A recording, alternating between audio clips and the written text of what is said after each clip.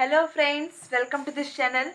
तो आज मैं अंशिका अग्रवाल कंटिन्यू करूंगी हमारा कंप्यूटर का chapter that is conditional construct in Java और we can say that decision making statement. इसके पहले मैंने इस चैप्टर के 2 पार्ट बना दिए हैं जिसमें मैंने basic of conditional construct in Java इसके basic and brief concept discuss कर लिए थे और कुछ सिंपल टॉपिक लाइक जैसे हमने सिंपल इफ डिस्कस किया था फर्स्ट पार्ट में, नेस्टेड इफ डिस्कस कर लिया है, सिंपल इफ एल्स डिस्कस कर लिया है, नेस्टेड इफ एल्स। ये 4 टॉपिक्स हमने फर्स्ट पार्ट में डिस्कस कर लिए। और सेकंड पार्ट में मैंने इफ एल्स इफ डेटा के basic program and basic concept समझा दिया है, switch case, conditional ternary operator BS if else statement और इन दोनों टॉपिक के कुछ बेसिक प्रोग्राम और कॉन्सेप्ट। आज मैंने स्टार्ट करना है fall through statement, difference between if else and switch case, system dot exist, difference between break and system dot exist and ये सबसे इंपॉर्टेंट टॉपिक है हमारा conversion of statement from if else to switch और we can convert switch case statement to if else and last output printing questions. सबसे basic 2 questions जो हमें discuss करने वाले हैं ये आज के लेक्चर के एंड में, वो ये दोनों हैं। इसके पहले मैंने आपको लास्ट लेक्चर में बताया था कि आज हम लोग कुछ इंपॉर्टेंट टर्म्स के बारे में डिस्कस करेंगे like fall through and system dot exist जो स्विच केस से रिलेटेड होते हैं। स्विच केस का मैंने सिंटेक्स आपको समझा दिया है पिछले वीडियो लेक्चर में। अगर आपने पिछले वाले वीडियो लेक्चर्स नहीं देखे हैं तो मैंने डिस्क्रिप्शन बॉक्स में लिंक दे दी है, आप उनको देख लीजिए जिससे आपको इनका ना बेसिक कॉन्सेप्ट क्लियर हो जाए। अगर आपको बेसिक कॉन्सेप्ट क्लियर हो गया तो आप इनको आराम से बहुत इजीली फ्रेम कर सकेंगे। और मैं एग्जैक्टली बता रहा हूँ, कंडीशनल कंस्ट्रक्ट के जितने भी प्रोग्राम आप पढ़ेंगे ना, जितने भी पढ़ेंगे सब में कंडीशन है, सब में कंडीशन है, एक या दो ट्रू एंड फॉल्स के हैं और बहुत इजी है। आगे के प्रोग्राम में सबसे इजी प्रोग्राम कंडीशनल कंस्ट्रक्ट के ही होते हैं, सबसे इजी, क्योंकि इसके बाद आपका लूपिंग आ जाएगा और फिर आ जाएंगे आपकी वो सीरीज वाले आ जाएंगे, पिरामिड बनाना, सीरीज बनाना, तो वो थोड़ा आपको हार्ड लगेगा। बट उसके कंपैरिजन कंडीशनल कंस्ट्रक्ट बहुत इजी होता है और बहुत इंटरेस्टिंग होता है। हो सकता है स्टार्टिंग में प्रॉब्लम हो पर आप इनके बेसिक कॉन्सेप्ट समझ लीजिए, प्रैक्टिस करिए। मैंने फर्स्ट ऑफ ऑल भी कहा यही चीज, प्रैक्टिस मेक्स बेटर। जितनी प्रैक्टिस करेंगे प्रोग्राम की उतना ईजी पड़ेगा आपको ये सब करना। तो चलिए फॉल थ्रू स्टेटमेंट से स्टार्ट करते हैं। इसके पहले मैंने स्विच केस का जब सिंटेक्स बताया था तो मैंने आपको ब्रेक का स्पेसिफिक यूज बताया था कि ब्रेक कीवर्ड का कहाँ यूज करते हैं और ब्रेक कीवर्ड का अगर यूज नहीं करते हैं, मैंने बताया फॉल थ्रू स्टेटमेंट का मतलब होता है विदाउट ब्रेक। अगर हम ब्रेक नहीं लगाते हैं, स्विच केस के स्टेटमेंट का सिंटेक्स लिखते हैं उसमें हम लोग ब्रेक नहीं लगाते हैं तो उसे बोलते हैं फॉल थ्रू स्टेटमेंट। एग्जाम्पल के साथ देखते हैं, पढ़ लेना चाहिए। फॉल थ्रू का सिंपल डेफिनेशन समझ लीजिए। जैसे मैंने अभी बताया आपको, जब हम लोग स्विच केस का सिंटेक्स लिखते हैं और उसमें ब्रेक एब्सेंट हो जाता है हमारा, मतलब ब्रेक नहीं लगाते हैं, तो वो क्या रहता है फॉल थ्रू स्टेटमेंट। तो इसकी डेफिनेशन क्या बनेगी, absence of break command from switch case is called fall through. ये तो सिंपली हम लोग समझ गए कि जब स्विच केस के सिंटेक्स में ब्रेक एब्सेंट होता है, ब्रेक प्रेजेंट नहीं होता, तो वो फॉल थ्रू स्टेटमेंट कहलाता है। अब फॉल थ्रू स्टेटमेंट कैसे होते हैं, क्या पर्पस है, क्या यूज है, कैसे समझें इसको, एक बेसिक एग्जांपल लेती हूँ मैं, बट उसके पहले एक लाइन नोट कर लीजिए आप लोग जिससे आप समझ जाएंगे शायद। डिफॉल्ट आल्सो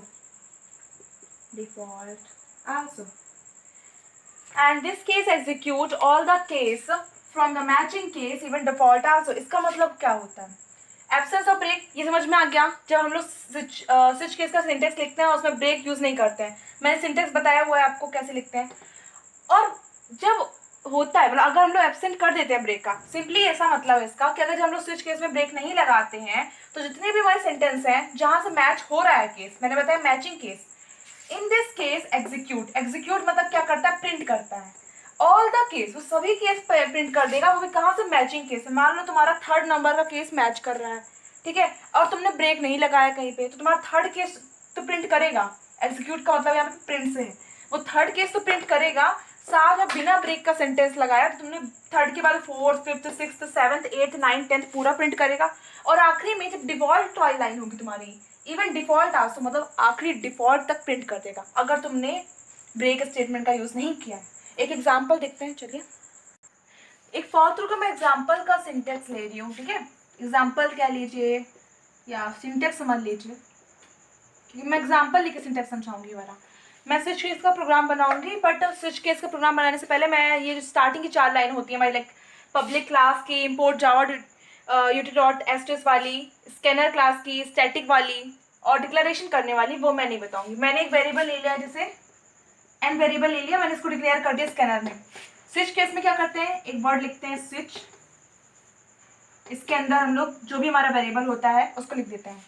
अभी जब हम लोग डिफरेंस डिस्कस करेंगे स्विच और इफ के, तो मैं बेसिक डिफरेंस बताऊंगी कि स्विच के प्रोग्राम क्या होते हैं और इफ के प्रोग्राम में क्या डिफरेंसेस है उनके साथ, क्योंकि स्विच के प्रोग्राम की एक अलग प्रॉपर्टीज होती है जो इफ की नहीं होती, या इफ की प्रॉपर्टीज अलग होती है जो स्विच में नहीं होती।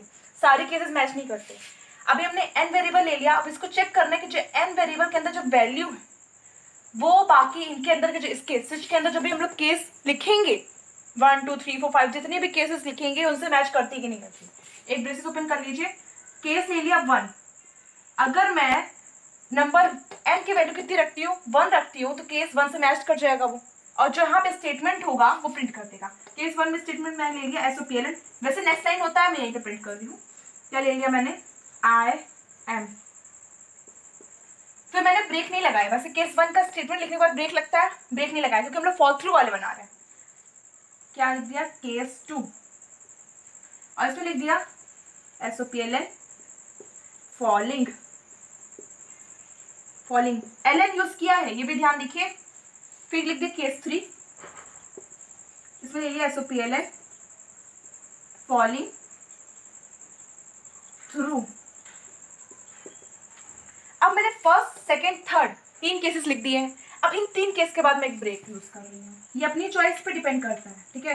ऐसे करके क्वेश्चन आ जाता है, पूछता है आप आउटपुट बताइए, तो आप कैसे आउटपुट फाइंड करेंगे, वो आपको पता होना चाहिए कि ब्रेक लगा है अगर तो हम लोग का कैसा आउटपुट आएगा, अगर ब्रेक नहीं लगा है तो कैसा आउटपुट आएगा। हमने ब्रेक लगा दिया। अब मैं एक और केस लिख रही हूँ, लाइक केस 4 लिख रही हूँ। इसमें लिख दिया मैंने स्टेटमेंट, मैं लिख दिया स्टेटमेंट। फिर केस 5 भी ले लूंगी मैं, ठीक है, कुछ मजेदार बनाना है ना अपन को। SOPLN ले लिया स्टेटमेंट ब्लॉक। अब ये 2 केस को लिखने के बाद मैं ब्रेक दे रही हूँ।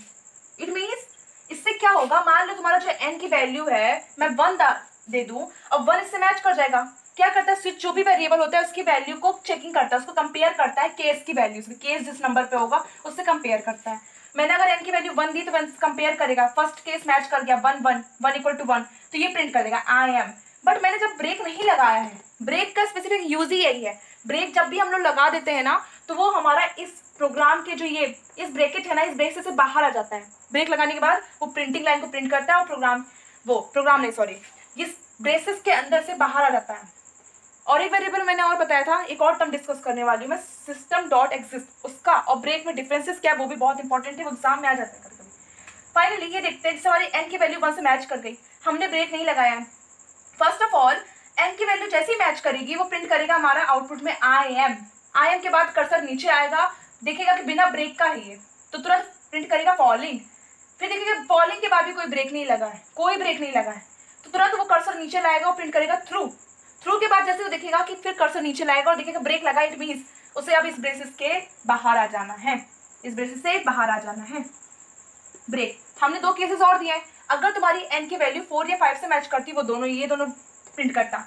एक और केस ले लो, मान लो तुमने ले लिया केस 6 ले लिया, इसमें क्या डाल दो SOPLN फ्रेंड डाल दो, ठीक है। अब इस लाइन के बाद तुम ब्रेक मत दो, ठीक है, ब्रेक मत दो। हमारे केसेस कितने थे, 6 केसेस बनाए हमारे पास, मान लो कंडीशन सिर्फ 6 है, 6 कंडीशन तक चेक करना है 1 2 3 4 5 6। इसके बाद हमारे पास कोई कंडीशन नहीं, तो हम लोग लास्ट लाइन क्या लिखते हैं, सबको मैंने बताई थी, एल्स की जगह क्या लिख देते हैं डिफॉल्ट, यहाँ पे लिखा जाता है डिफॉल्ट। एंड फाइनली 2 डॉट लगते हैं, और डिफॉल्ट में इस डॉट के बाद लिखा जाता है SOPLN, और इसकी भी कुछ कंडीशन होती है, क्या लिख देंगे हम लोग यहाँ पे इनवैलिड। एंड फाइनली ब्रेक के डिफॉल्ट के बाद तुम चाहो तो ब्रेक लगाओ, नहीं लगाओ कोई यूज नहीं, क्योंकि डिफॉल्ट के बाद कोई स्टेटमेंट ही नहीं होता। स्विच केस में स्विच केस जितने भी केसेस डिक्लेयर किए उनके पास एक डिफॉल्ट होता है, डिफॉल्ट के बाद कोई कंडीशन नहीं होती है, इसलिए डिफॉल्ट के तुम ब्रेक लगाओ नहीं लगाओ कोई यूज नहीं है। एंड फाइनली हम लोग ब्रेसेस क्लोज कर दें। अब एक बार चेकिंग करते हैं, यहाँ पे हम लोग छोटी सी आउटपुट विंडो बनाएंगे, यहाँ पे चेकिंग करते हैं, ठीक है। मैंने मान लो n की वैल्यू ले ली, कितने ले लें, क्या लेना चाहिए 2 लेते हैं, चलो ठीक है, n की वैल्यू 2 ले ली। जैसे ही n की वैल्यू 2 लेंगे वो इसके अंदर इंटर करेगा, इस ब्रेसेस से पूछेगा हम अंदर चले जाएं, वो बोलेगा ठीक है चले जाओ, अंदर आएगा, फर्स्ट से चेकिंग करेगा वो, तो देखेगा कि केस की वैल्यू 1 है और मेरी वैल्यू 2 है, इट मीन्स ये इक्वल नहीं है, 2 इज नॉट इक्वल टू 1, ये वाला केस बोलेगा तुम नीचे जाओ, वो नीचे आएगा यहाँ पे, वो इसकी वैल्यू से इसको कंपेयर करेगा, बोलेगा ये वाला केस बोलेगा मेरी वैल्यू 2 है एंड बोलेगा मेरी वैल्यू 2 है, दोनों चेक करेंगे, बोलेंगे अरे अपनी वैल्यू मैच हो गई, मतलब ये प्रिंट कर देंगे। क्या प्रिंट हो जाएगा मेरे पास? फॉलिंग प्रिंट हो जाएगा। फॉलिंग प्रिंट होने के बाद वो देखिएगा यहाँ पे एल लगा हुआ है, इट मीन्स कर्सर नीचे ले आना है। कर्सर कहाँ है हमारा? अब नीचे आ चुका है।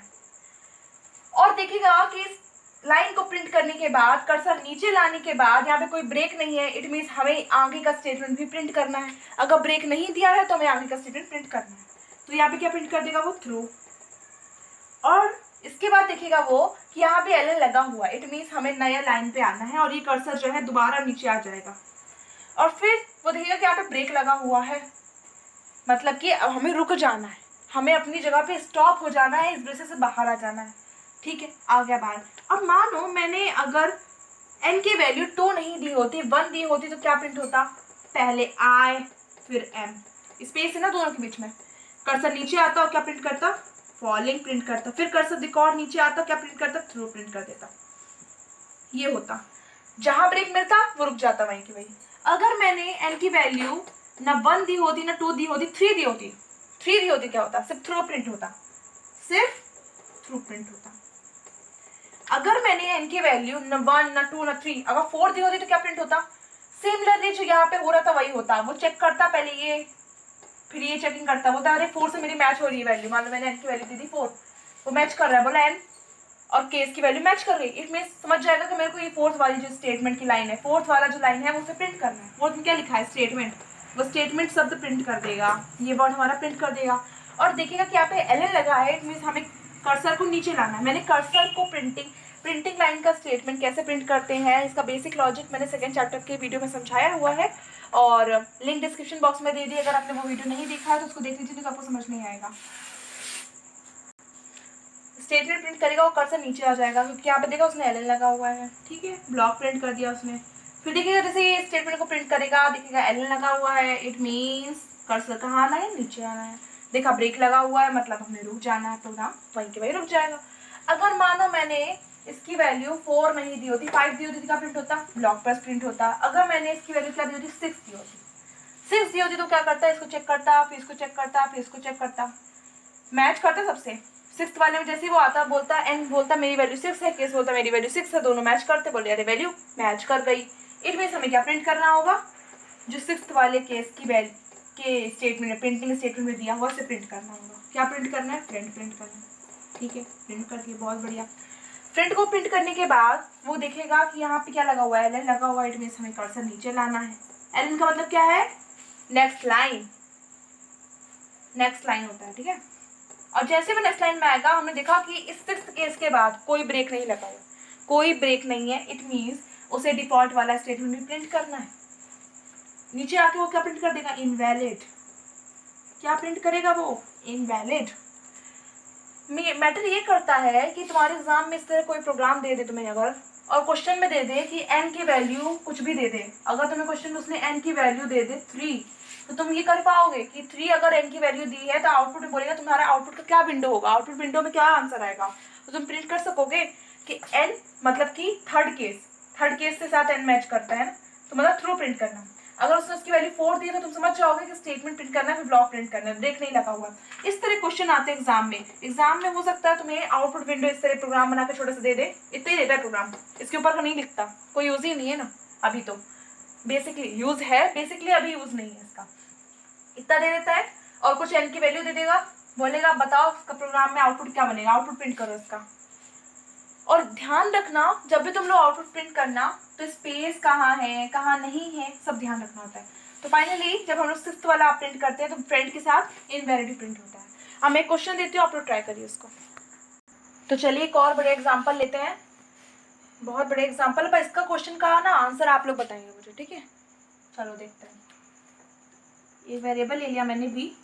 मैं एक बात और बताना चाहूँगी आपको कि जितना भी मैंने अभी बेसिक 9th में बताया है आप लोग को, जो भी आपका 9th का बेसिक है, अगर आपको क्लियर नहीं है ना तो आपको 10th की प्रोग्रामिंग बहुत प्रॉब्लम जाएगी। 10th का जो आपका फर्स्ट चैप्टर होता है ना, वो रिवीजन ऑफ क्लास 9th होता है। उसमें सारे जितने भी कंडीशनल कॉन्सेप्ट आप पढ़ेंगे, लूपिंग पढ़ेंगे, सीरीज पढ़ेंगे, सबको शॉर्ट बेस में आपको दे देगा वो। और अगर फर्स्ट चैप्टर आपसे 9th 10th का नहीं आता, मीन्स 9th का बेसिक, रिविजन ऑफ 9th, तो आप आगे प्रोग्रामिंग नहीं पढ़ पाएंगे। इसमें एरे आएगा, function overloading and constructors, string handling and whatever जितने भी अच्छे अच्छे प्रोग्राम्स है ना, सब बेसिक होते हैं कंडीशन, कंस्ट्रक्ट और हमारी लूपिंग में। अगर वो नहीं आता तो नहीं, कुछ भी नहीं आता। इसलिए अभी आप लोग ना ये जितने भी बेसिक कॉन्सेप्ट में बता रही हूँ, इसको आप लोग बहुत अच्छे से समझ लीजिए। जो भी आपको डाउट होता है किसी भी टॉपिक में, आप लोग मुझे पूछ लीजिए, या कोई टॉपिक अगर मुझसे मिस हो जाता है तो आप लोग मुझे कमेंट करके बताइए, क्योंकि बेसिक स्ट्रॉन्ग करना है, कॉन्सेप्ट स्ट्रॉन्ग करना है, तभी आप आगे कर पाएंगे। और इतना जानिए कि 10th बोर्ड है, उसमें रिस्क नहीं लेना है, और 10th के लिए 9th का बेसिक बहुत इंपॉर्टेंट है। So you have to study this. हमने एक वेरिएबल ले लिया b, और एक और वेरिएबल ले लो, लाइक m ले लिया जिसकी वैल्यू मैंने ली है 10, एंड s जिसकी वैल्यू ले ली मैंने 2। v जो है वो इनपुट में है, ठीक है, इनपुट स्कैनर क्लास में ले लेंगे। मैंने उसके ऊपर प्रोग्राम नहीं लिखा है, बहुत लॉन्ग हो जाएगा नहीं तो। इसको स्कैनर क्लास में लेंगे, मतलब हम वेरिएबल की वैल्यू, इस वेरिएबल की वैल्यू हम रखेंगे। चलिए प्रोग्राम स्टार्ट करते हैं।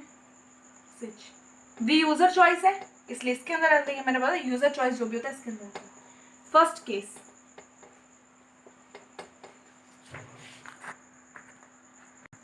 जैसे केस 1 में ले लिया, केस 1 में कुछ m से डिक्लेयर करते हैं, ठीक है, m प्लस प्लस। इसका मतलब याद है तुम लोग को, मैंने बताया था chapter 4 increment decrement post fix, इसका क्या होता है, यूज देन चेंज। अगर आपने पिछले वीडियो लेक्चर्स नहीं देखे हैं तो लिंक मैंने डिस्क्रिप्शन बॉक्स में दे दिए, आप जब देख लीजिए पहले, तभी आपको बन जाएगा। ये जिसने इसने देखा है ना उसको बन जाएगा, इसलिए मुझे पता है। m+2 ले लिया, ये बहुत छोटी वैल्यू लग रही है, इसको कुछ बड़ा ले लेते हैं, चलो 5 ले लेते हैं, ठीक है। एक केस और ले लो, केस 3। केस 3 क्या ले लें, m+=3। इसका आउटपुट मजेदार आने वाला है। फिर एक और केस ले लो, दैट इज केस 4, और इसमें क्या प्रिंट करेंगे, इसमें हम लोग प्रिंट करेंगे, ठीक है। अभी तक हम लोग कैलकुलेशन कर रहे थे, केस 1, केस 2, केस 3, और ये कैलकुलेशन लाइन से जाएगी, क्योंकि आपको मैंने बताया यहाँ पे ब्रेक नहीं लगा है। ब्रेक नहीं लगा मतलब कैलकुलेशन लाइन से होगी, ये पहले ये फिर ये फिर ये। अगर केस हमारा ये मैच कर जाता है 1 से तो फिर लाइन से होगी, नहीं तो यहाँ से होगी या तो यहाँ से होगी। और फाइनली हम लोग प्रिंट करेंगे केस 4 में, that is the value of m equal to plus m की जो भी वैल्यू होगी हमारे पास, एंड फाइनली फिर ब्रेक दे देंगे। ये हो गया हमारा m का प्रोसेस। अब s के लिए कुछ कर लेते हैं, केस 5 दे देते हैं, 5 में दे देते हैं s के लिए कुछ, like s plus equal to 5, हाँ, एंड केस 6 में दे देते हैं प्लस प्लस s, ओके, हाँ। एंड फाइनली एक और केस ले लेते हैं, दैट इज केस 7। इसमें क्या प्रिंट करेंगे हम लोग, s की वैल्यू प्रिंट कर लेंगे, the value of s equal to plus s। और इसके बाद मैं यहाँ पे कर रही हूँ वर्किंग थोड़ा सा, 7 के बाद देंगे हम लोग ब्रेक।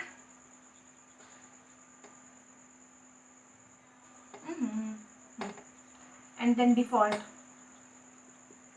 डिफॉल्ट में क्या होता है हमारा हमेशा, इनवैलिड। डिफॉल्ट क्या होता है, invalid, invalid. And finally we can close this braces. अब मैं आपको v की कुछ वैल्यूज देती हूँ, आप v की वैल्यूज रखिए, केस के साथ मैच करिए, और उसका आउटपुट क्या प्रिंट होगा आप लोग ट्राई करिए। पर मैं कुछ वैल्यूज देती हूँ, जैसे मैंने v की वैल्यू फर्स्ट दे दी 1, ठीक है, फिर मैंने v की वैल्यू दे दी 3 दे दी मैंने, ठीक है, और फिर मैंने दे दी, अभी आप लोग पहले तो ट्राई करिए, v की वैल्यू 1, v की वैल्यू 3।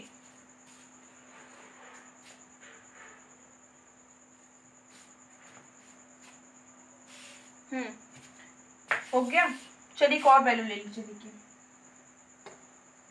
v की वैल्यू अगर हम लोग 0 रखें तो क्या होगा, ट्राई करना चाहिए। और अगर v की वैल्यू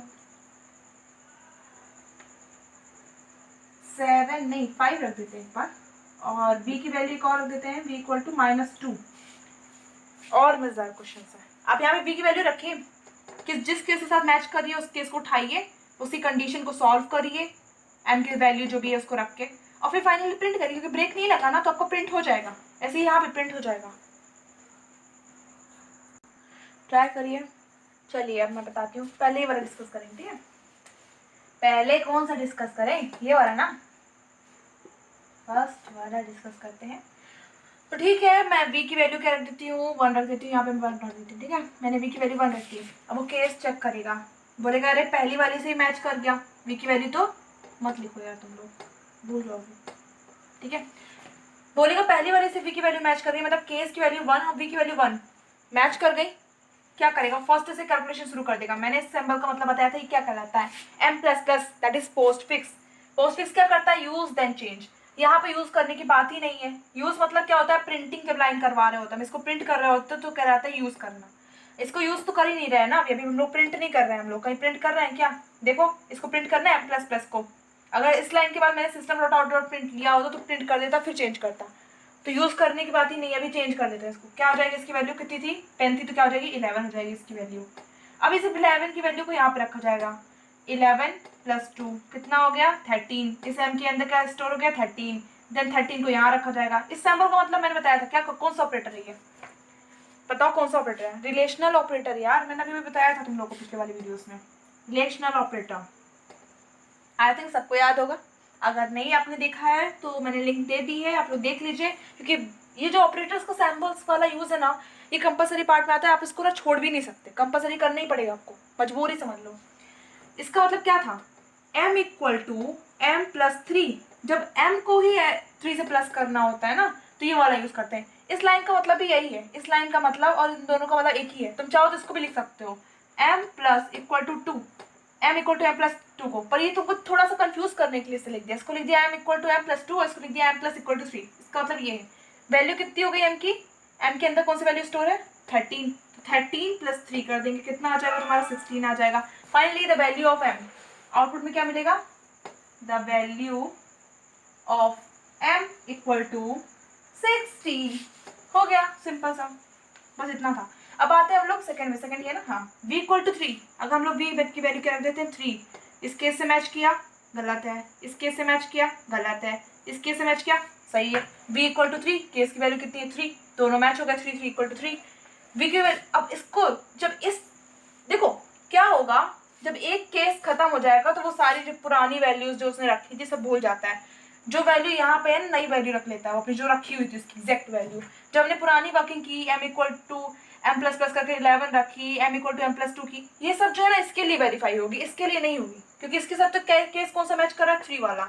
जब 3 वाले केस में वो आएगा, 3 वाले केस में जब वो आएगा तो m की वैल्यू क्या रखेगा, जो यहाँ पे रखी हुई है, m की वैल्यू कितनी रखी है 10 रखी है, यहाँ पे कर रही है m equal to m plus 3। इस सेंटेंस का मतलब क्या है, m equal to m plus 3। पहले तुम लोग इसको ना एग्जैक्टली ट्रू फॉर्म में लिख लो जिससे तुमको समझ में आ जाए। तो m equal to m plus 3, m की वैल्यू कितनी दी है 10, 10 प्लस 3 कितनी हो गई 13, तो इस m की वैल्यू 30 एंड फाइनली हम लोग प्रिंट कर देंगे फोर्थ केस में आने पर। थर्ड के बाद कौन से केस में आएगा फोर्थ, क्योंकि थर्ड के बाद ब्रेक नहीं है, ये दो केस का ना वर्किंग ही नहीं करेगा क्योंकि इनका कोई यूज ही नहीं है। अगर 1 देता, v की वैल्यू 1 देता तो 1 से स्टार्टिंग करता, बट v की वैल्यू हमें मिली है 3, तो 3 में डायरेक्ट यहाँ से वर्किंग स्टार्ट करेगा, ये दोनों का कोई यूज नहीं करेगा। तो क्या आ जाएगी फाइनली फोर्थ प्रिंट कर देगा सेकंड वाले क्वेश्चन में, द वैल्यू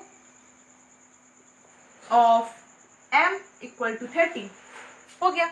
अगर v की वैल्यू हम लोग 0 रख देते हैं, तो अब क्वेश्चन में है यहाँ पे कर रही हूँ, ठीक है, अगर v की वैल्यू हम लोग 0 रख देते हैं तो क्या करेगा, अंदर जाएगा, फर्स्ट केस को चेक करेगा, सेकंड को चेक करेगा, थर्ड को चेक करेगा, फोर्थ को करेगा, फिफ्थ को करेगा, सिक्स सेवंथ एट, कोई मैच नहीं करेंगे तो क्या प्रिंट कर देगा डिफॉल्ट। डिफॉल्ट में क्या दिया है हमें इनवैलिड, इनवैलिड आ जाएगा। अब फोर्थ में आते हैं हम लोग, फोर्थ वाला क्या दिया है 5 दिया है, वो फर्स्ट केस को चेक करेगा, हम लोग v की वैल्यू 5 रख देते हैं, तो फर्स्ट को चेक करेगा मैच नहीं किया, सेकंड थर्ड फोर्थ, फिर फिफ्थ में आएगा, फिफ्थ वाला केस देखेगा v की वैल्यू कितनी है 5 है, केस की वैल्यू कितनी है 5 है, मैच हो गया 5 इक्वल टू 5। अब इसको कैलकुलेट करेगा s प्लस इक्वल टू 5, इस लाइन का मतलब यही होता है रिलेशनल ऑपरेटर में ना, जब उसी वेरिएबल को ऐड कर रहे होते हैं किसी न्यूमेरिक वैल्यू से, s को ही s से, s की वैल्यू फाइंड करनी है, s को 5 से ऐड करके, s की वैल्यू फाइंड करनी है, s को 5 से ऐड करके, इसलिए इस तरह यूज किया जाता है s प्लस 5। इसका मतलब ये है s की वैल्यू कितनी दी हुई है, यहाँ पे हमें 5 दी गई है, तो क्या करेंगे 5 प्लस 5 करेंगे जो कितना होगा 10, तो फाइनली 10, s के अंदर क्या स्टोर हो जाएगी 10। ये कौन सा सैंपल है, कौन सा सैंपल है, इसको बोलते हैं prefix, change then use. Plus plus मतलब कि प्लस 1, 10 प्लस 1 दैट इज 11 हो जाएगी इसकी वैल्यू, एंड फाइनली वो प्रिंट करेगा फोर्थ वाले में the value of s, the value of s equal to 11। Last कौन सा है, v इक्वल टू -2। अब तुम ये देखो v की वैल्यू कितनी है, -2 है। First case, second case, third, fourth, fifth, six, seven, किसी से मैच कर रहा है किससे, नहीं। ये माइनस वैल्यू दी ना इसने, v की वैल्यू कितनी दे दी, माइनस दे दी, पर माइनस वैल्यू का कोई केस ही नहीं बनाया हमने तो पॉजिटिव वैल्यू का केस बनाया। केस 1 जो है, केस 2 है, अगर मैंने केस -2 रखा होता तो ये एग्जीक्यूट होता। केस +2 है मेरा, इसलिए ये वाला एग्जीक्यूट नहीं होगा। कोई गलती से अगर 2 देख के ये वाला कर दे तो गलत हो जाएगा, बट यहाँ पे मैंने -2 दिया है इसलिए ये वाला केस नहीं करेगा। कोई केस मैच नहीं करता तो फाइनली हम लोग क्या प्रिंट करते हैं, डिफॉल्ट। तो फिफ्थ वाले में क्या आ जाएगा, डिफॉल्ट का क्या चीज है, इनवैलिड। इस तरह होते हैं क्वेश्चंस, इस तरह दे देगा, कोई एक छोटा सा प्रोग्राम दे देगा और v की कुछ भी वैल्यूज दे देगा, 2-4 v की वैल्यूज दे देगा। अब बोलेगा हर लाइन के अकॉर्डिंग, हर एक क्वेश्चन के अकॉर्डिंग आपको आउटपुट प्रिंट करना है। फर्स्ट क्वेश्चन के अकॉर्डिंग तुम्हारा आउटपुट मिलेगा value of m equal to 16, second के अकॉर्डिंग मिलेगा value of m equal to 13, third के अकॉर्डिंग इनवैलिड, फोर्थ के according value of s equal to 11 and fifth के अकॉर्डिंग इनवैलिड। इस तरह कुछ क्वेश्चन होते हैं। Before starting discussing about the output printing question, first of all I have to discuss about system.exit statement. तो चलिए उसको देखते हैं क्या है ये system.exit। बहुत नाम सुना है इसका भी ना, ब्रेक जैसे ही कुछ होता है ये, पर थोड़ा सा डिफरेंट होता है यार। देखते हैं क्या है। अब किसमें आ गए हम लोग, system.exit। यार तुम लोग ना इतना समझ लो, जितने भी कंप्यूटर के टर्म्स होते हैं, जितने भी इंपॉर्टेंट टर्म्स होते हैं कंप्यूटर के ना, उनके अंदर ना, उनकी टर्म्स के अंदर उनकी एक स्पेसिफिक मीनिंग छिपी होती है। जैसे हमने भी फॉल थ्रू पढ़ा, फॉल थ्रू का मतलब क्या होता है, गिरना। हमारा सेंटेंस जो है ना, अगर ब्रेक नहीं लगा तो हमारा सेंटेंस गिर जाते हैं। जितने भी स्टेटमेंट्स लगे हुए हैं बिना ब्रेक, जहाँ पे नहीं लगा है, ब्रेक नहीं लगा तब तक जितने भी स्टेटमेंट लगे हैं लाइन से गिरने लगते हैं। फॉल थ्रू मतलब सभी सेंटेंस एकदम से गिर जाते हैं पूरे, ठीक है, जब तक ब्रेक नहीं मिलता। ब्रेक मिलता है तो रुक जाते हैं। ब्रेक मतलब कि सेंटेंस को रोकना, वो वहीं के वहीं उस बेसिस को रोक देता है, वहीं के वहीं उसको टॉपिक को रोक देता है, प्रोग्राम को उस बेसिस के अंदर रोक देता है। system.exit का काम भी कुछ ऐसे ही होता है। जैसे ब्रेक करता है, ब्रेक वहीं के वहीं उसको रोक देता है और उस करली ब्रेसेस के अंदर से बाहर निकाल देता है। जैसे स्विच का करली ब्रेसेस लगा स्विच केस का, तो उसके अंदर से वो बाहर निकाल देगा। system.exit का बस एक लॉस होता है, उसको आप देखिए क्या है, प्लीज उसे इग्नोर कर दीजिएगा क्योंकि समटाइम लिखते लिखते हो जाती है, समझ नहीं आता इस तरह से। तो system.exit क्या होता है, this statement is used to immediate stop the program. हमने पढ़ा ब्रेक क्या करता है, वो उस लाइन को स्टॉप करता है। ब्रेक क्या करता है, आपके उस कंडीशन को, उस लाइन को स्टॉप करके अगर स्विच का है तो स्विच के बेसिस से बाहर निकाल देगा इससे। पर अगर system.exit लगा है ना किसी प्रोग्राम में, किसी प्रोग्राम में अगर आपने बीच में system.exit लगा दिया तो वहीं के वहीं प्रोग्राम आपका रुक जाएगा, पूरा प्रोग्राम वहाँ रोक के आपको ना फाइनली बस काम खत्म कर देगा। जितना आपने प्रिंट किया तो ठीक है, बाकी नहीं तो लास्ट जब पब्लिक स्टैटिक के ऊपर क्लास के बाद जो ब्रेसेस लगाते हैं ना, क्लास के बाद लगाते हैं कर्ली ब्रेसेस और फिर पब्लिक स्टैटिक के बाद लगाते हैं, तो क्लास वाला ब्रेसेस लास्ट में फाइनली वो क्लोज कर देता है, बस कुछ भी नहीं करता। जहाँ आपने system.exit लगाया वहीं की वहीं आपका प्रोग्राम रुक जाता है, वर्किंग स्टॉप हो जाती है। और ब्रेक में ऐसा नहीं होता, ब्रेक वहां के वहां जो आपका उस कंडीशन क्या करता है, ब्रेक उस कंडीशन वाले को रोकता है और system.exit पूरा का पूरा प्रोग्राम स्टॉप कर देता है। तो एक काम करते हैं, इसका कुछ एक मेजर डिफरेंस देख लेते हैं ब्रेक और system.exit का। अब किसमें आ गए, differentiate between break and system.exit। ये छोटा सा टॉपिक है, मतलब टॉपिक ही नहीं है यार। ये देखो ब्रेक और system.exit के बीच में डिफरेंशिएट कर रहे हैं। मैं एक लाइन बताऊंगी, आप लोगों को बहुत ही जल्दी याद हो जाएगा। ब्रेक का मतलब क्या बताया मैंने, देख लेते हैं। ब्रेक ग्राम, ये पूरा का पूरा प्रोग्राम ही रोक देता है। अगर तुमने ये लगा दिया ना, ये कहीं तुम्हें आउटपुट विंडो का, आउटपुट प्रिंटिंग का लॉजिक दे दिया है, अभी मैंने बताया जैसे आउटपुट प्रिंटिंग क्वेश्चंस आते हैं, अगर तुम्हें आउटपुट प्रिंटिंग क्वेश्चंस में अगर ये दे दिया ना, तुम्हारा वहीं के वहीं प्रोग्राम रुक जाएगा। तुम्हें बोलेगा कि क्या आएगा इसका, तो बता देना कि जहाँ तक ये लगा इसके ऊपर तक का बता देना क्या क्या प्रिंट होगा, नीचे वाला मत प्रिंट करना है क्योंकि नीचे वाले में प्रिंट करेगा ही नहीं। देखेगा कंप्यूटर की ये लगा हुआ है मतलब प्रोग्राम रोक दो, कंप्लीट है प्रोग्राम। बट अगर ब्रेक लगा हुआ है मतलब कि उस करंट केस को रोकना है। जैसे कि बताया अभी स्विच केस में हुआ, अगर तुम ब्रेक नहीं लगाओगे तो फॉल थ्रू हो जाएगा, इसलिए स्विच केस के प्रोग्राम में फॉल थ्रू ना हो इसलिए ब्रेक जरूर यूज करना। बट ब्रेक का यूज पूछे तो इतना लिख देना, is use to stop the current case and it is use to stop the program. अब बेसिक क्वेश्चंस में आते हैं यार, एक और पॉइंट है देख लेते हैं, differentiation between if and switch case. Differentiation करते हैं इनको। मेरा तो आउटपुट बोलते बोलते ना मुंह दुखने लगा। आउटपुट आउटपुट आउटपुट, तुम लोग को नहीं दुखता? Output output output. क्या कर रहे हैं? डिफ्रेंशिएशन। डिफरेंट, इतना बड़ा क्यों लिख रहा है यार? सिर्फ इतना लिख देती हूँ मैं, ठीक है? क्वेश्चन समझ जाओ। Differentiate between if else and switch case, ठीक है? इफ एल्स के बीच में डिफरेंशिएशन कर रहे हैं और बी से डिवाइड करो, डंडा खींचो, किसके बीच में? Switch case. बटन चालू करना है ना? स्विच मतलब क्या होता है? बटन चालू बंद, बंद चालू, बंद चालू, बंद चालू।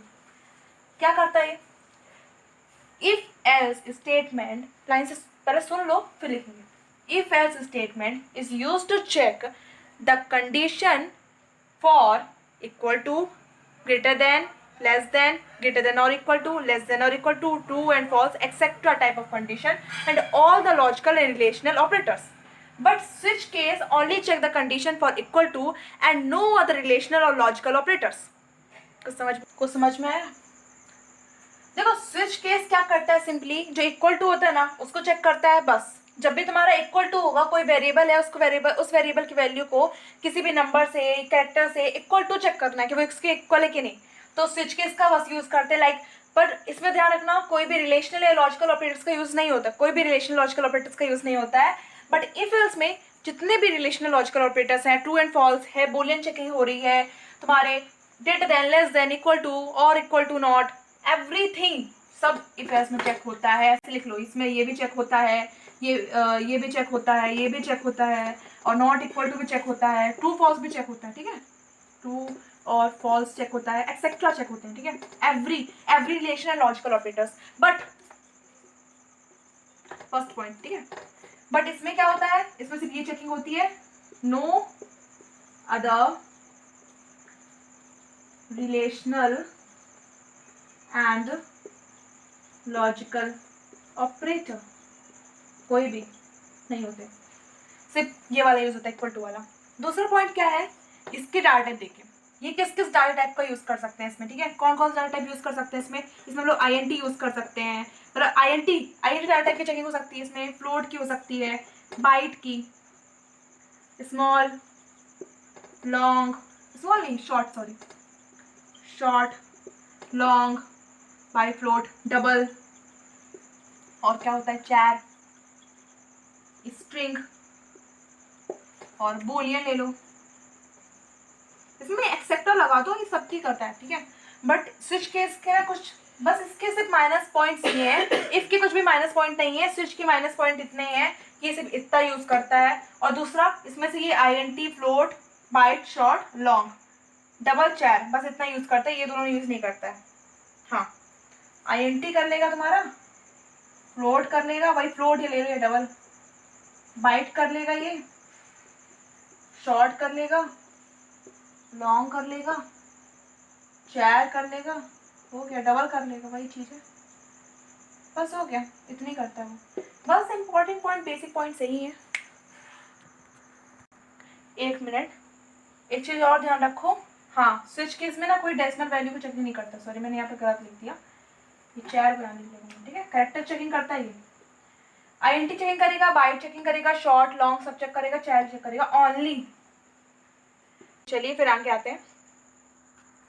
बेसिकली बस ध्यान रखिए, इसमें ना सभी तरह के इंटीजर डाटा टाइप का यूज कर लेता है, बट इसमें से जितने गिनती के दिए हैं उतने, और इसमें सभी तरह के रिलेशनल, लॉजिकल ऑपरेटर, जितने भी कंडीशनल ऑपरेटर सभी इसमें आते हैं, बट इसमें सिर्फ इक्वल टू का यूज करता है और बाकी कोई भी रिलेशनल लॉजिकल ऑपरेटर्स किसी का यूज नहीं करता है। बेसिक डिफरेंशियल ये थे, और बाकी आपकी बुक में है कुछ, आप अगर शायद अपनी बुक से रीड कर लीजिए, आपको और डिटेल में पढ़ना है अगर तो बेसिकली मैंने इसको बता दिया। और इसके पहले वाले वीडियोस लाइक स्कैनर क्लास के, मैथमेटिकल लाइब्रेरी के, मैंने उन सबकी वीडियो की डिस्क्रिप्शन में लिंक दे दिया है, अगर आपने नहीं देखा है तो उनको आप देख लीजिए, इसका वो इसलिए इनको समझ में आ जाएगा ये टॉपिक्स। इसके पार्ट 1 पार्ट 2 की भी लिंक मैंने डिस्क्रिप्शन बॉक्स में दे दी है, नोट कर लीजिए इसको। फिर आगे बढ़ते हैं अपन लोग आउटपुट प्रिंटिंग में और कुछ बेसिक क्वेश्चंस में। चलिए चलिए फिर अभी और कुछ प्रोग्राम डिस्कस करने वाले हम लोग, इंटरेस्टिंग से, बढ़िया से।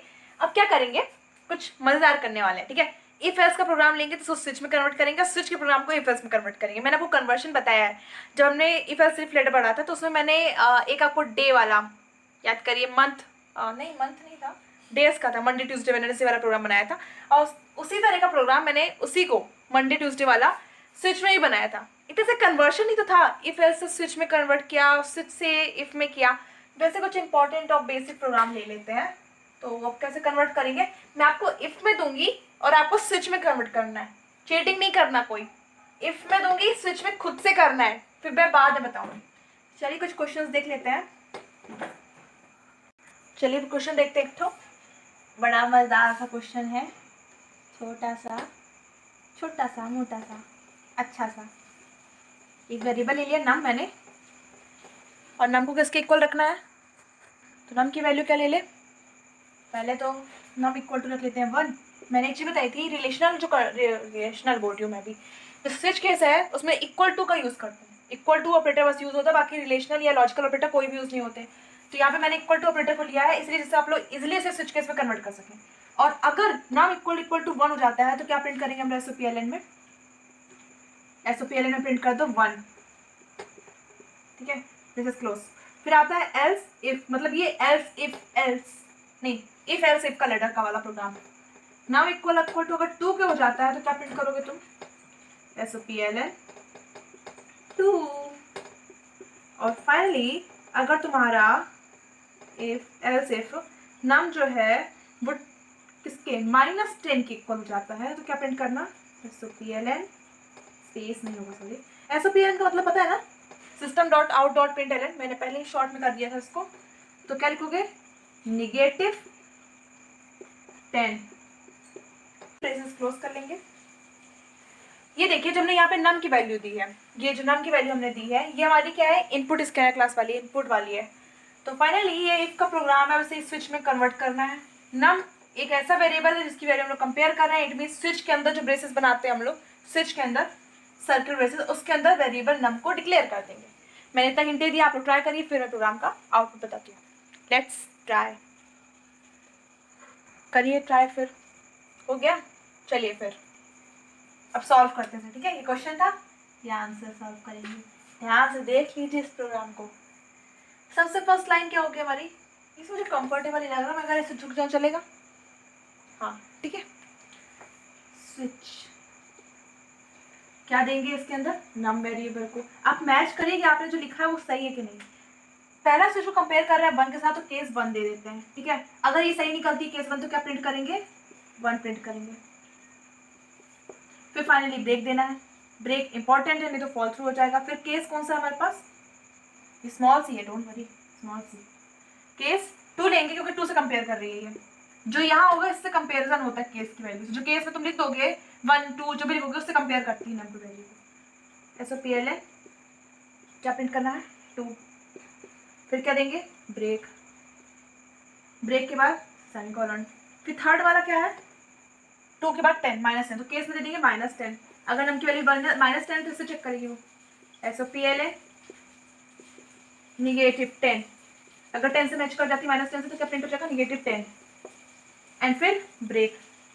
डिफॉल्ट की जरूरत ही नहीं है, डिफॉल्ट में कुछ है ही नहीं। डिफॉल्ट की यहाँ पे कोई अगर एल्स की लाइन लिखी होती तो डिफॉल्ट में लिख देते, नहीं है नहीं लिखो, बस ब्रेसेस क्लोज कर दो, हो गया प्रोग्राम। सिंपल सा प्रोग्राम हो गया, सिंपल सा था। एक और प्रोग्राम लेती हूँ मैं, जिसे इफ से स्विच में कन्वर्ट करना है आपको, थोड़ा और इजी डिफिकल्ट जैसा समझ लो। एक और प्रोग्राम देखते हैं, तो फिर इसको ट्राई करिए, थोड़ा डिफरेंट है। यहाँ पे मैंने ना डाटा टाइप कैरेक्टर वाला लिया है, और ए ले लो, ये इनपुट में है, स्कैनर टाइप में है, जो हम लोग इनपुट करें। If a equal to capital B single word comma. मैंने पहले बताया है स्टार्टिंग के वीडियोस में, लाइक थर्ड या फोर्थ वीडियोस में मैंने अपने बताया, थर्ड चैप्टर के या फोर्थ चैप्टर के वीडियोस में, कि जब भी हम लोग कैरेक्टर को डिक्लेयर करते हैं तो उसको सिंगल इन्वर्टेड कॉमा में रखते हैं, और स्ट्रिंग को डिक्लेयर करते हैं डबल इन्वर्टेड कॉमा में रखते हैं, डबल इन्वर्टेड कॉमा में रखते हैं। ये वाला ऑपरेटर पता है, लॉजिकल और, मैंने इसका ब्रीफ डिस्क्रिप्शन दिया हुआ है चैप्टर 4 के पार्ट 2 में, आपको मिल जाएगा डिस्क्रिप्शन में। मैंने एक क्वेश्चन ले लिया, ये देखिए, इसमें मैंने क्या दे दिया है, A equal to B, capital B, और ऑपरेटर का यूज किया। लॉजिकल और में क्या होता है, अगर तुम्हारी इस या फिर इन दोनों में से कोई एक कंडीशन भी अगर ट्रू निकलती है ना, तो पूरा होल कंडीशन तुम्हारा ट्रू माना जाएगा। एंड में क्या होता था, अगर कोई भी एक कंडीशन, दो कंडीशन में से कोई एक कंडीशन अगर फॉल्स निकल जाती थी, तीन कंडीशन, चार कंडीशन, किसी भी कंडीशन में से अगर तुम्हारी एक कंडीशन भी गलती से फॉल्स निकली तो पूरा का पूरा प्रोग्राम तुम्हारा फॉल्स में आता था, ये वाला पूरा कंडीशन तुम्हारा फॉल्स हो जाता था। बट हमने और यूज किया है, क्यों? अगर तुम्हारा ए, हम जो इनपुट करने वाले हैं, इनपुट डाटा टाइप में देंगे स्कैनर क्लास में, उसका अगर इक्वल टू किसके निकलता है, वो कैपिटल बी के या स्मॉल बी के, तो क्या प्रिंट होना चाहिए? बिजनेसमैन। अगर वो कैपिटल एफ या स्मॉल एफ के होता है तो फाइटर होना चाहिए, कैपिटल डी या स्मॉल डी के होता है तो डॉक्टर, कैपिटल ई या स्मॉल ई के होता है तो एम्प्लॉय। अगर आप चाहें तो एम्प्लॉय जो है इंजीनियर ले लीजिए, ऐसा कुछ नहीं है, मैंने तो कुछ भी ले लिया है, एम्प्लॉय ले लिया है।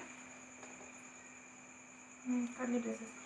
और फाइनली एक चीज और देखिए, इफ एल्स इफ जो भी हमने यूज किए हैं इफ या इफ एल्स में, अगर इफ के बाद कोई प्रोसेसिंग बाई लाइन नहीं है, कोई मैथमेटिकल प्रोसेस नहीं हो रही है, सिंपल हम लोग इफ के बाद अगर प्रिंटिंग लाइन कर रहे हैं, लाइक दैट एसओपीएलएन हमने यूज किया, तो आप बिना कर्ली ब्रेसेस के लिखेंगे तो भी चलेगा। चलेगा से मतलब गलती नहीं होगी, अगर आप लिख दे रहे तो भी गलत नहीं करेगा, कोई एरर जनरेट नहीं करेगा आपके प्रोग्राम में। बट अगर आपने बीच में कोई प्रोसेसिंग लाइन है, लाइक डिस्काउंट फाइंड करने को दे दिया, या कोई प्रोसेसिंग लाइन दे दी, लाइक सिंपल इंटरेस्ट या कुछ भी, स्क्वायर क्यूब कुछ भी करके दिया है आपको, अगर इफ के बाद अगर आपकी कंडीशन चेक करती है तो कोई प्रोसेस लगाओ, कोई भी कंडीशन चेक करती है प्रोसेस लगाओ, तो फिर आप लोग कर्ली ब्रेसेस का यूज करेंगे। अगर इफ के बाद डायरेक्ट प्रिंटिंग लाइन दे दी है कि अगर इफ की वाली कंडीशन सही है तो प्रिंट करो ये, या फिर ये कंडीशन सही है तो ये प्रिंट करो, तो अगर आप कर्ली ब्रेसेस नहीं भी लगाते ना तो आपका प्रोग्राम गलत नहीं होगा, लगा देंगे तो भी कोई गलती नहीं है, एरर जनरेट नहीं होगा। ये सिंपल मैंने इफ एल्स का प्रोग्राम ले लिया, अब इसको स्विच में कन्वर्ट करना है, आप लोग ट्राई करिए एक बार, फिर मैं बताती हूँ। करिए ट्राई, हो गया? चलिए देखते हैं इसको, स्विच में देखना है ना, स्विच ए वेरिएबल जो है ना सबसे इक्वल टू हम लोग चेकिंग करें, ए वेरिएबल जो है यूजर डिफाइंड वाला है ए। फिर ले लेंगे केस, पहला केस क्या होगा? कैपिटल बी का सिंगल वर्ड कॉमा में, इसके पहले आप ए के पहले यहाँ पे चाहे तो लिख सकते हैं, यहाँ पे शेयर ए, ठीक है, ए को डिक्लेयर करिए, स्कैनर की लाइनिंग, ये सब चीज़ें मैंने भी नहीं लिखी है, बट शॉर्ट प्रोग्राम ऐसा कहलाता है, बाकी आप चाहे तो लिख सकते हैं। Case capital B and then तुरंत इसके नीचे लिखेंगे केस स्मॉल बी, मतलब जैसे कंप्यूटर तुम्हारा चेकिंग में आएगा तो देखिएगा अगर केस बी मैच करता है तो भी सेम प्रोसेस करना है, इस केस स्मॉल बी मैच करता है तो भी सेम प्रोसेस करना है, और इसके नीचे लिख देंगे हम लोग एसओपीएलएन, ब्रेक नहीं होगा बीच में, देखिए क्या प्रिंट कर रहे हैं हम लोग? बिजनेसमैन। फिर देंगे ब्रेक, फिर लिखेंगे केस एफ के लिए, लिखेंगे कैपिटल एफ के लिए, फिर लिखेंगे केस स्मॉल एफ के लिए, ठीक है, फिर यहाँ पे सिमिलरली लिखेंगे कि केस एफ के बाद स्मॉल एफ के बाद लिखेंगे एसओपीएलएन फाइटर, फिर ब्रेक, फिर लिखेंगे case capital D, case small d doctor, break, case E capital E, case small e employ, break, and finally last line में जब लोग ब्रेक दे देंगे उसके बाद हमारी कोई डिफॉल्ट लाइन नहीं है, इसलिए ब्रेसेस क्लोज कर देंगे, सिमिलर प्रोग्राम होगा। अब एक प्रोग्राम देख लेते हैं, इसमें स्विच केस को ना इफ एल्स में कन्वर्ट करने वाला एक और प्रोग्राम देख लेते हैं। अभी मुझे प्रोग्राम दे रही है उसको ज़्यादा आप लोग डीपली मत समझिए, बस सिंपली इतना कि कन्वर्ट करना है आपको, ठीक है। जैसे मैंने एक वेरिएबल ले लिया डबल के अंदर, कॉस्ट, स्विच और कोड है, ठीक है, इसके अंदर एक वेरिएबल है, यूजर डिफाइंड वेरिएबल है, that is code, and then starting करेंगे हम लोग चेकिंग की। अगर केस कोड केस जो है 101 जो है कोड की वैल्यू इस केस से 101 से मैच करेगी तो क्या होगा? डिस्काउंट मिलेगा हमें, कॉस्ट मल्टीप्लाई करेंगे इतना, ठीक है, और प्रिंट कर देंगे इस डिस्काउंट को। डिस्काउंट को डिक्लेयर नहीं किया, आपको नहीं डिक्लेयर करना। फिर क्या देंगे? ब्रेक। दूसरा केस देखिए, अगर केस तुम्हारा होता है 203 तो डिस्काउंट कितना मिलेगा? मैं यहाँ लिख रही हूँ, अगर आप चाहे तो नीचे लिख सकते हैं, कॉस्ट 0.5, ठीक है, और एसओपीएलएन क्या प्रिंट करेंगे? डिस्काउंट प्रिंट करेंगे, सिमिलर।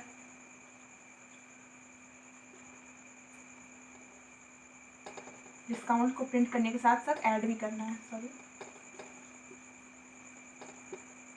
यहाँ भी ऐड करेंगे डिस्काउंट को। फिर क्या देंगे? ब्रेक। एक और केस ले लीजिए, 453 अगर ये वाला मैच करता है, कोड की वैल्यू इससे मैच करेगी तो फिर एक और डिस्काउंट लेंगे, ये वाला डिस्काउंट कैलकुलेट होगा। कॉस्ट प्राइस भी यूजर डिफाइंड है, जो भी कॉस्ट प्राइस हम लोग देंगे ना उसके साथ ये सब वर्किंग होगी। कितना देना है डिस्काउंट? 0.8 का, एंड प्रिंट करना है SOPLN, डिस्काउंट को प्रिंट कर देंगे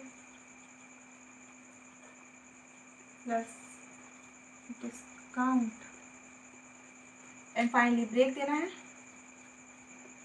कोई भी डिफॉल्ट वर्किंग नहीं है, ब्रेसेस क्लोज कर दीजिए। अब इस प्रोग्राम को आप कन्वर्ट करके दिखाइए, इफ एल्स इफ लेडम। चलिए करिए कोशिश। हो गया? ठीक है, चलिए फिर मैं बताती हूँ प्रोग्राम इसका। ये क्वेश्चन था, आंसर देखते हैं। फर्स्ट ऑफ ऑल डबल दिया हुआ है यहाँ पे एक वेरिएबल, तो इसको डिक्लेयर कर देंगे। डबल में कॉस्ट को छोटे राइटर में दिया, इफ में देंगे क्या, कोड को इक्वल टू दिस, इक्वल करेंगे। कोड अगर इक्वल टू हो जाता है 101 के, तो क्या प्रिंट, अब देखिए यहाँ पे प्रोसेसिंग लाइन हो रही है इसलिए ब्रेसेस यूज करेंगे हम लोग। डिस्काउंट प्रिंट करना है हमें किसका, कॉस्ट इक्वल टू 0.0, फिर SOPLN क्या प्रिंट करेंगे, डिस्काउंट प्रिंट कर देंगे। समझ जाइए डिस्काउंट प्रिंट कर रहे हैं हम लोग, ठीक है। मैं शॉर्ट में लिख रही हूँ, जल्दी जल्दी हो जाए। फिर डिस्काउंट के बाद ब्रेसेस क्लोज, फिर एल्स इफ, फिर करेंगे कोड अगर तुम्हारे इक्वल टू हो जाता है 203 के, तो क्या डिस्काउंट कैलकुलेट करेंगे, सेम लाइन लिख देना है, और उसके बाद SOPLN ये वाला डिस्काउंट। फिर इस ब्रेसेस को क्लोज करके लिखेंगे एक और लाइन, दिस एल्स इफ, और इसमें ये वाला कोड को डिस्कस करेंगे, कंपेयर करेंगे यार, सॉरी कंपेयर करेंगे। हाँ, इस कोड को कंपेयर कैसे करेंगे, 4 5 3 से, एंड फाइनली इसका डिस्काउंट कैलकुलेट करके SOPLN discount equal to plus discount, and finally we can close this braces. Okay, बहुत जल्दी जल्दी बोलते हैं ना, थोड़ा सा हो जाता है। ये है सिंपल सा लॉजिक जिसमें हम लोग स्विच को इफ को स्विच में कन्वर्ट करते रह जाएंगे। इतने सारे लॉजिक, इतने प्रोग्राम है, आप प्रैक्टिस करिए।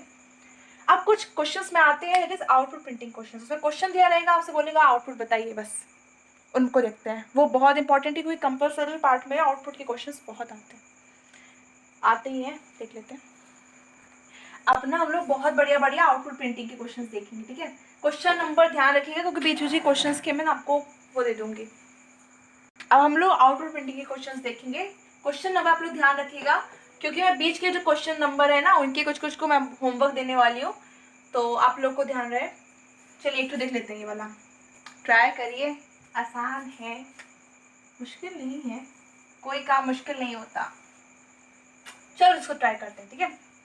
हमने क्या लिया है, एक m वेरिएबल लिया है जिसकी वैल्यू 5 ली है, n वेरिएबल लिया है जिसकी वैल्यू कितनी ली है, 10 ली है।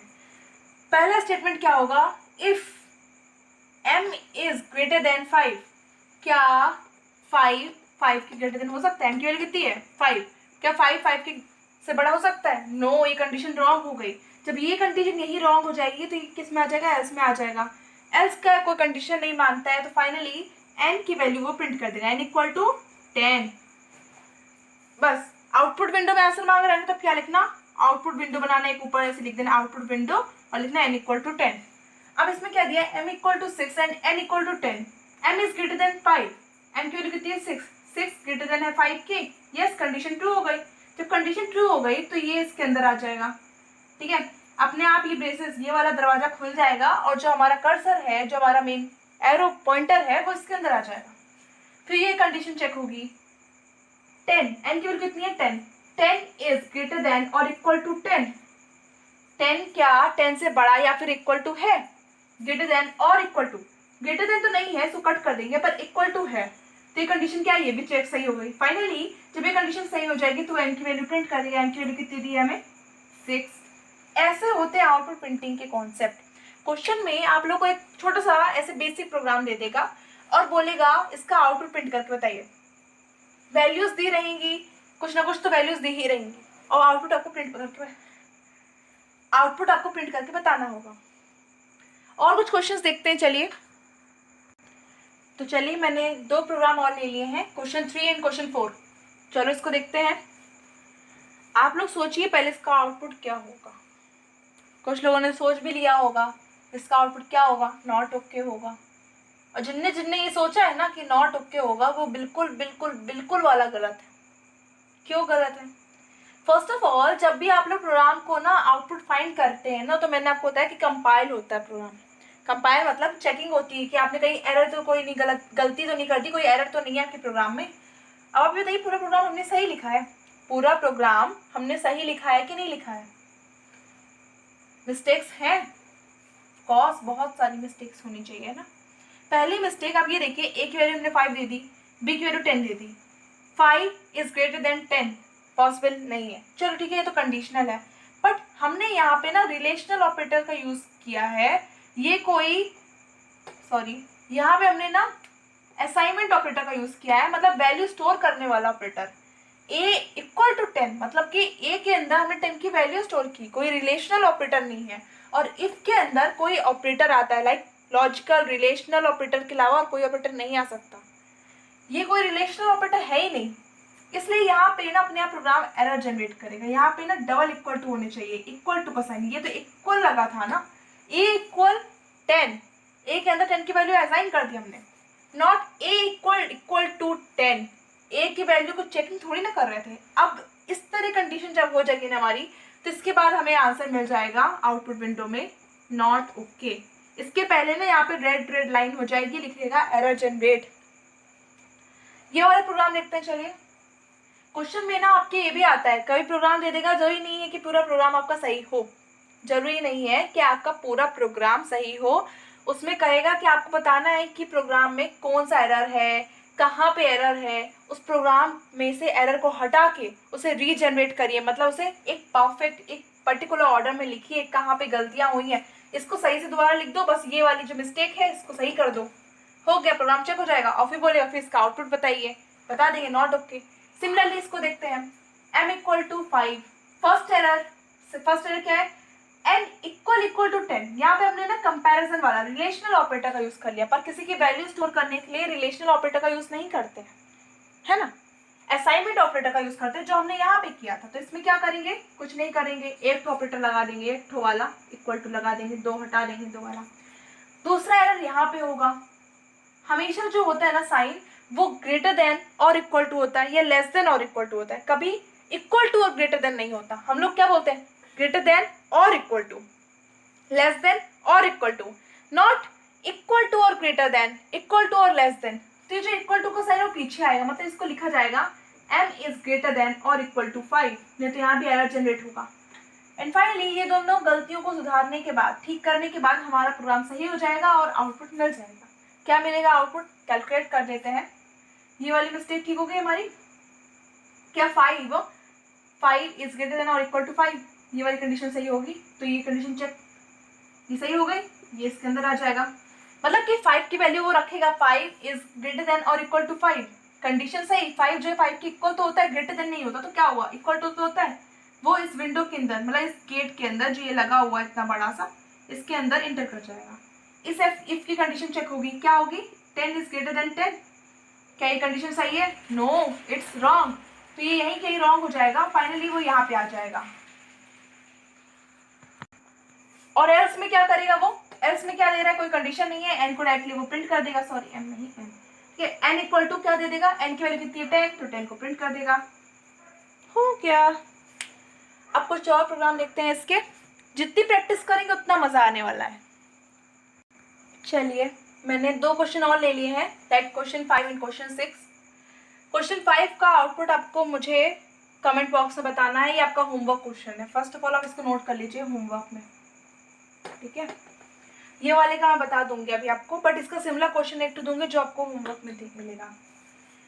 एक बार थोड़ा डिस्कस कर लेते हैं। मैंने क्या किया, इफ एक m जो है, m वेरिएबल जो है इनपुट चॉइस में है, अगर मैं m की वैल्यू 2 इनपुट करती हूँ तो आउटपुट क्या मिलेगा, फर्स्ट कंडीशन। अगर m की वैल्यू मैं 4 इनपुट करती हूँ तो आउटपुट क्या मिलेगा, अगर m की वैल्यू 3 इनपुट करती हूँ तो आउटपुट क्या मिलेगा। एक कंडीशन है ये वाली है, एक कंडीशन ये है, तीसरी ये है। अगर ये 3 कंडीशन में से मैच नहीं करता है तो फाइनली एल्स में प्रिंट होगा out of range, my value is 3, my value is 2, my value is 1, if this condition will be match, otherwise it will print out of range. अब इस क्वेश्चन को देखते हैं। एक वेरिएबल ले लिया int f, ये एक सेंटेंस को आप देखिए ध्यान से, आपको कैसा लग रहा है? ये थोड़ा देखने में कैसा, किस तरह का ऑपरेटर का सेंटेंस है ये, कैसा लग रहा है? ये कंडीशनल या टर्नरी ऑपरेटर का स्टेटमेंट होता है ना, कुछ वैसा है, बट इसमें बहुत सारे एरर जनरेट हो रहे हैं, बहुत सारी मिस्टेक्स हैं। अब इसको ना करेक्ट वे में लिखना है, तो करेक्ट वे में लिखते हैं INTF, जिसकी वैल्यू रखेंगे। फर्स्ट ऑफ ऑल ये देखिए, ये एक चेकिंग होगी, क्योंकि F इक्वल टू यहाँ पे कोई रिलेशनल ऑपरेटर का यूज करके चेकिंग की जाती है, चाहे greater than, less than, greater than और इक्वल टू, लेस देन और equal to, not equal to, इससे चेकिंग की जाती है। बट यहाँ पे ना असाइनमेंट ऑपरेटर यूज कर रहा है, m इक्वल टू 7, मतलब कि 7 को अपने अंदर स्टोर कर रहा है वैल्यू को, बट यहाँ पे चेकिंग करनी है। चेकिंग के लिए क्या करेंगे, यहाँ पे मिस्टेक पहली क्या होगी, m इक्वल टू होगा और ब्रेसेस लगा दो। और दूसरी पॉइंट ये होता है, जो ये होते हैं हमारे कंडीशनल या टर्नरी ऑपरेटर्स होते हैं, फर्स्ट ऑफ ऑल पहले आता है क्वेश्चन मार्क, दोबारा में आता है कॉलन। पहला क्वेश्चन मार्क आएगा, क्वेश्चन मार्क के बाद यहाँ पे देखिए 2 बार मल्टीप्लीकेशन के साइन नहीं होते, एक बार होगा, तो m मल्टीप्लाई 4, फिर आता है कॉलन, तो colon and then m minus 5 and semicolon. ये होगा एक उसका करेक्ट स्टेटमेंट, ये करेक्ट स्टेटमेंट होगा इसका। क्वेश्चन ऐसे आते हैं, एरर जनरेट कर देगा, कुछ भी डिफरेंट करके लिख देगा, बोल देगा आपको इसको करेक्ट फॉर्म में लिखना है, एरर बताना है, क्या मिस्टेक्स हैं, या इसका आउटपुट प्रिंट करना है। तो ये सब आपको आना चाहिए, प्रैक्टिस करिए। मैं और कुछ क्वेश्चंस देखती हूँ आपको। चलिए, हमने 2 क्वेश्चंस और ले लिए, 7 एंड 8। दोनों क्वेश्चन आपके होमवर्क में है, दोनों होमवर्क में है, दोनों क्वेश्चन आपके होमवर्क पे हैं।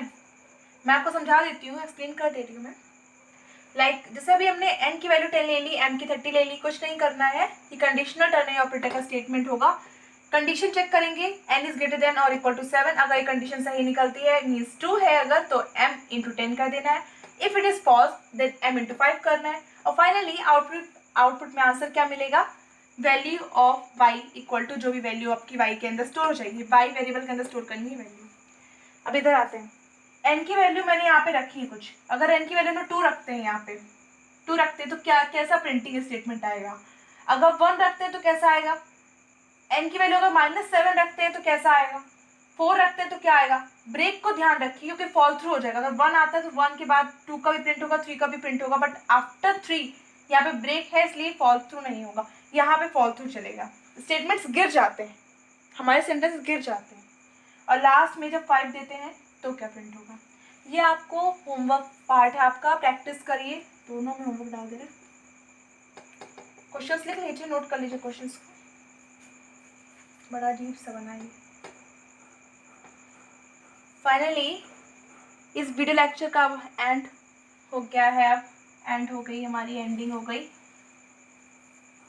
आई होप आपको समझ में आ गया होगा, या आपको कोई कॉन्सेप्ट या किसी टॉपिक पे डाउट है तो आप मुझे कमेंट करके बताइए, या अगर कोई कॉन्सेप्ट या कोई टॉपिक मेरे से बीच में लेफ्ट हो गया है तो आप मुझे बता दीजिए, क्योंकि कभी कभी हो जाता है कि बाय मिस्टेक या मेरे से कोई टॉपिक मिस हो गया हो, या आपकी बुक में कोई एक्स्ट्रा टॉपिक दिया है जो मेरे पास नहीं है, जिसका अभी नोट्स, तो आप मुझे कमेंट करके बताइए। And thank you friends for watching my video. अगर आपने मेरे चैनल को सब्सक्राइब नहीं किया तो कर दीजिए, जिससे आपको नेक्स्ट वीडियो मेरा ईजिली मिल सके। And thank you for watching, bye bye.